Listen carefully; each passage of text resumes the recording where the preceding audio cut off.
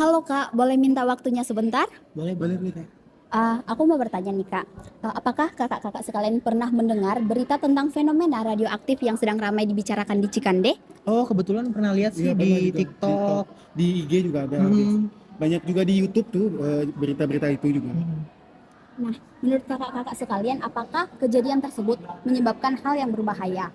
Kalau menurut saya itu kan termasuk radioaktif cesium 37 yang kalau yang saya baca itu bisa menyebabkan dampak pendek ataupun panjang. Kalau pendek bagi masyarakat sekitar tuh bisa merusak sel jaringan tubuh, bisa merusak kekebalan tubuh. Kalau jangka panjang juga bisa menyebabkan kanker ya Iya. setahu saya. Jadi itu termasuk berbahaya banget sih bagi masyarakat. Oh iya, dan juga itu kan bisa berbahaya juga ke lingkungan kan. Itu bisa mencemari air tanah maupun air di tanah maupun air tanah. Kalau di tanah itu kan bisa mencemari tanah dan merusak dari struktur jaringan tanah. Kemudian kalau masuk ke dalam tanah, air permukaan itu mencemari juga dan bahaya banget kalau kita gunain kalau air yang tercemar gitu. Oke, sip, terima kasih Kak. Baik. Baik.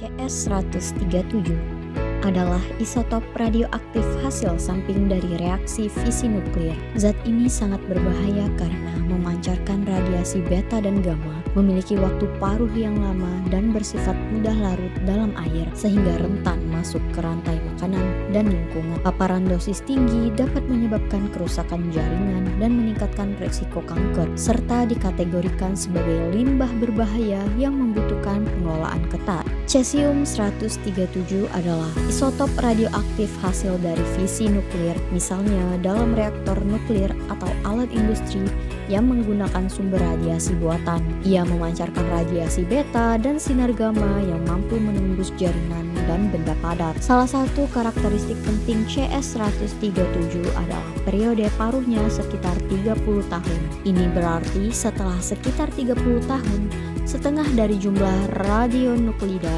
akan meluruh, tapi sisanya tetap ada dan berpotensi membahayakan lingkungan dan makhluk hidup. Karena sifat ini, CS137 termasuk dalam kategori limbah radioaktif berjangka panjang yang perlu penanganan yang sangat hati-hati. CS137 juga bersifat mudah larut dalam air dan dapat menyebar melalui media air tanah atau aliran air permukaan. Jika terkontaminasi sampai ke rantai makanan, misalnya lewat ikan, udang, atau tanaman, maka manusia dapat terpapar dosis internal melalui konsumsi. Paparan radiasi dari CS137 dibagi menjadi dua tipe, paparan eksternal dan internal. Paparan eksternal terjadi ketika seseorang berada dekat sumber radiasi tanpa pelindung. Paparan internal jauh lebih berbahaya jika radionuklida masuk ke dalam tubuh melalui inhalasi atau konsumsi makanan atau air yang terkontaminasi. Dalam jangka panjang, paparan ini meningkatkan risiko kanker,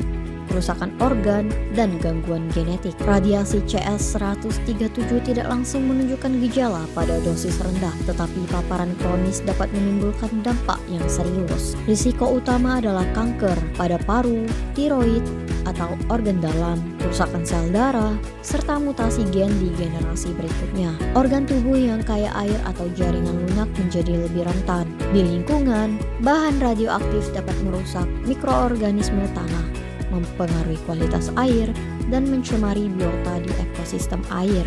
Karena CS137 mudah terbawa aliran air, kontaminasi bisa menyebar jauh dari titik sumber jika tidak segera dikendalikan. Kasus ini bermula dari temuan udang terkontaminasi radioaktif di Amerika Serikat yang dikirim dari kawasan industri Cikande. Setelah pemeriksaan terhadap 1.562 orang pekerja dan warga, 9 orang dinyatakan positif terpapar CS137. Kesembilan korban ini dirawat di RSUP Fatmawati dan diberikan obat pil Prussian Blue untuk meluruhkan cemaran radioaktif. Satgas berhasil mendeteksi total 11 titik radiasi CS137. Material dari 4 titik yang telah didekontaminasi dipindahkan ke gudang PT Peter Metal Teknologi Indonesia yang terkonfirmasi sebagai sumber pencemaran lokal. Proses dekontaminasi ini sangat sulit dan harus dilakukan dengan hati-hati. Pekerja hanya boleh mendekat 2 menit secara bergantian karena mahalnya alat dan cairan dekontaminasi. Para ahli menyarankan tindakan pencegahan berupa isolasi segera terhadap lokasi yang terpapar Untuk meminimalisir risiko secara jangka panjang, penting untuk memperkuat sistem pengawasan di Indonesia, terutama di jalur pelabuhan dan kawasan industri, dengan memasang radiation portal monitor guna mendeteksi keluar masuknya zat radioaktif.